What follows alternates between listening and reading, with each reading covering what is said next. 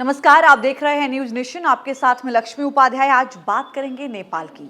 वो नेपाल जो इस वक्त धधक रहा है, वो नेपाल जिसमें प्रधानमंत्री आवास से लेकर राष्ट्रपति आवास से लेकर पूर्व प्रधानमंत्रियों के घरों को, मंत्रियों के घरों को, सबको आग के हवाले कर दिया गया।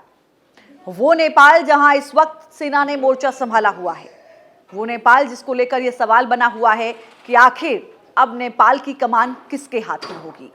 उस नेपाल को लेकर तो चिंता है ही, लेकिन उस नेपाल में जो हालात बन रहे हैं, उन हालातों ने भारत के भी कॉरपोरेट सेक्टर को एक बार टेंशन में डाल दिया है।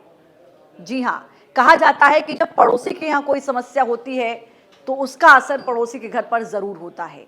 कुछ यही हालात इस वक्त जो नेपाल में बने हुए हैं, उसके जरिए भारत के कॉरपोरेट सेक्टर में भी पड़ते हुए नजर आ रहे हैं। क्या वजह है, वहां पर हालात क्या है? देखिए, हालात ये बने कि केपी शर्मा ओली जो प्रधानमंत्री थे, उनको इस्तीफा देना पड़ा। 19 से 20 लोगों की मौत की खबर सामने आई है। राजनीतिक अस्थिरता लगातार बढ़ रही है। अब जो नाम सामने आया है, कहा जा रहा है कि जो पूर्व महिला न्यायाधीश रही हैं सुशीला जी, उनको लेकर यह कहा जा रहा है कि वो आने वाले वक्त में कुछ दिन के लिए नेपाल की कमान को संभाल सकती हैं, जब तक नई सरकार का गठन या नई सरकार का चुनाव नहीं हो जाता है। अब सवाल यह है कि नेपाल में शांत होने तक कौन कौन से ऐसे सेक्टर हैं जिन पर इसका बड़ा असर पड़ रहा है। तो इस लिस्ट में कौन कौन सी कंपनियां शामिल हैं वो आप समझिए। इनमें आईटीसी शामिल है, हिंदुस्तान यूनिलीवर शामिल है, डाबर शामिल है, इसके अलावा ब्रिटानिया इंडस्ट्रीज इसमें शामिल है, जिनको बड़ी चिंता है और इनको बड़ा नुकसान हो सकता है। वरुण बेवरेजेस इसमें शामिल है, मैरिको और बीकाजी फूड्स जैसे जो आइटम हैं ये इसमें शामिल हैं। इनसे आप कह सकते हैं कंपनियां नेपाल में या तो डायरेक्टली या इनडायरेक्टली उत्पादन करती हैं या फिर अपने भारतीय डिवीजन के जरिए एक्सपोर्ट करती हैं, और जो वहां पर हालात हैं उनके वजह से जाहिर है कि इनको नुकसान हो सकता है, क्योंकि नेपाल में हालात बिगड़ने पर इन कंपनियों की जो सप्लाई है, जो सप्लाई चेन है, वो बाधित होने की आशंका है। स्थितियां वहां पर आप देख रहे हैं, कर्फ्यू लगा हुआ है, सेना ने मोर्चा संभाला हुआ है, और जो ये कंपनियां हैं, जो इनकी मैन्युफैक्चरिंग यूनिट है, उसको भी नुकसान पहुंचने का खतरा है, क्योंकि इसमें से कई कंपनियों की मैन्युफैक्चरिंग यूनिट जो है वो नेपाल में है। और नेपाल में आप देख रहे हैं जहां राष्ट्रपति भवन तक सुरक्षित नहीं है, तो इन कंपनियों की यूनिट्स की क्या गारंटी है? तो जाहिर है कि इनको बड़े नुकसान का खामियाजा भुगतना पड़ सकता है। डाबर के उत्पाद नेपाल में काफ़ी लोकप्रिय हैं, वहाँ पर इनकी डिमांड रहती है, सबसे बड़ा एक्सपोर्ट होता है वहाँ पर। और नेपाल में इसके जो फूड प्रोडक्ट्स हैं और आयुर्वेदिक जो दवाएं हैं, उनकी मैन्युफैक्चरिंग प्लांट है। अब आप समझिए, जिस नेपाल को पूरी तरह आग के हवाले कर दिया, वहाँ अगर इन कंपनियों के मैन्युफैक्चरिंग प्लांट हैं, वहाँ पर अगर उनकी अपनी यूनिट्स हैं, तो उनको कितना नुकसान होने की आशंकाएं हैं। और हो सकता है हुआ भी हो आने वाले वक्त में। जो आंकड़ा है इंपोर्ट एक्सपोर्ट का तो मामला अलग है, लेकिन वहाँ पर जो उनकी यूनिट है उनको कितना नुकसान पहुँचेगा। इसके अलावा आईटीसी का भी नेपाल में एक बड़ा एक्सपोजर है।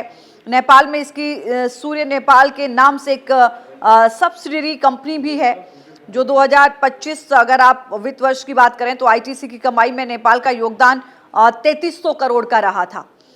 इसके अलावा इस अवधि में कंपनी के मुनाफे में नेपाल का योगदान 726 करोड़ रुपए रहा था।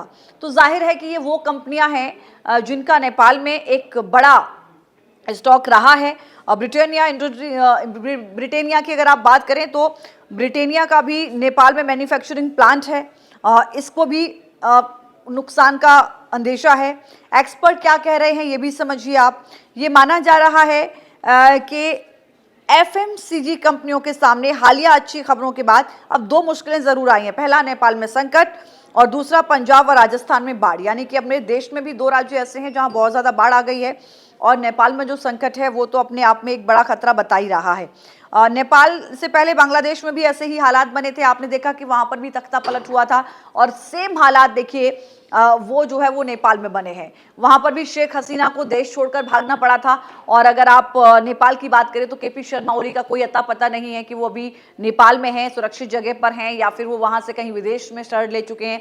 क्या हालात हैं वो अगर आप बांग्लादेश और नेपाल की तुलना करें हालातों को देखते हुए, तो कमोवेश एक जैसे ही नजर आते हैं। हालांकि अच्छी खबर ये है कि जैन जी का जो प्रतिनिधि मंडल था उसमें सेना प्रमुख के साथ उनकी बातचीत हुई है, सहमति बनी है। सुशीला जी का नाम आगे भी आया है कि उनके नाम पर सहमति बनी है। उनका भी अपना जो कार्यकाल रहा, इससे पहले मैंने आपको बताया कि वो एक महिला मुख्य न्यायाधीश रह चुकी हैं। उनका अपना जो कार्यकाल रहा वो ऐतिहासिक रहा। हालांकि बाद में महाभियोग लाकर सरकार के द्वारा उनको हटाया गया। ये कहा गया कि वो सरकार के कामकाज में दखलंदाजी कर रही हैं, लिहाजा महाभियोग के जरिए उनको हटाया गया। लेकिन उनके रिटायरमेंट से एक दिन पहले सुप्रीम कोर्ट का जो फैसला आया उसमें फैसला उनके पक्ष में आया, तो वो फिर से लौटी, यानी कि एक फेयर फेस के साथ उन्होंने रिटायरमेंट लिया।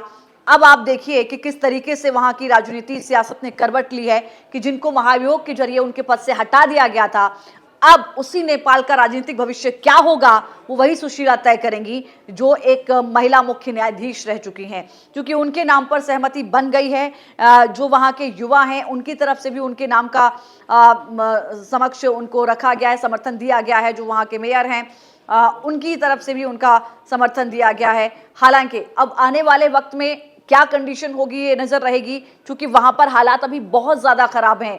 जेलों से कैदी भाग चुके हैं। आप समझिए 13,000 से ज्यादा कैदियों ने ये मौके का फायदा उठाकर जेल से भाग गए। वो हालांकि बिहार से 2 कैदी पकड़े गए हैं। नेपाल का बॉर्डर क्रॉस करके भारत आने की कोशिश जो की जा रही है उस पर भी पैनी नजर बनी हुई है, जो कि सीमा से सटे हुए जो राज्य हैं वहां पर भी सरकार, सेना और वहां के जो पुलिस प्रशासन है उनकी पैनी नजर बनी हुई है। स्थितियां यही हैं कि बाल सुधार गृह में 5 जो नाबालिग कैदी थे उनकी मौत हो गई है। अब आप अंदाजा लगा सकते हैं कि हालात वहां पर क्या है। हालांकि कर्फ्यू जरूर लगा हुआ है, सेना ने मोर्चा संभाला हुआ है, लेकिन यह कहना मुश्किल है कि कब तक हालात सामान्य हो जाएंगे। बहुत बड़ा नुकसान हुआ है, सरकारी संपत्तियों का नुकसान हुआ है, सारी बिल्डिंगों को जला दिया गया है।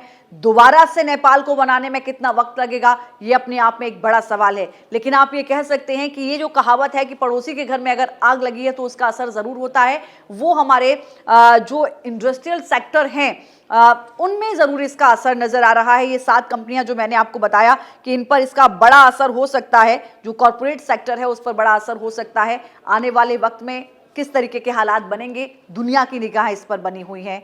आप नेपाल को लेकर क्या राय रखते हैं, जो परिस्थितियां बनी हैं उसको लेकर आप क्या राय रखते हैं, जरूर बताइएगा। फिलहाल के लिए इतना ही, नमस्कार।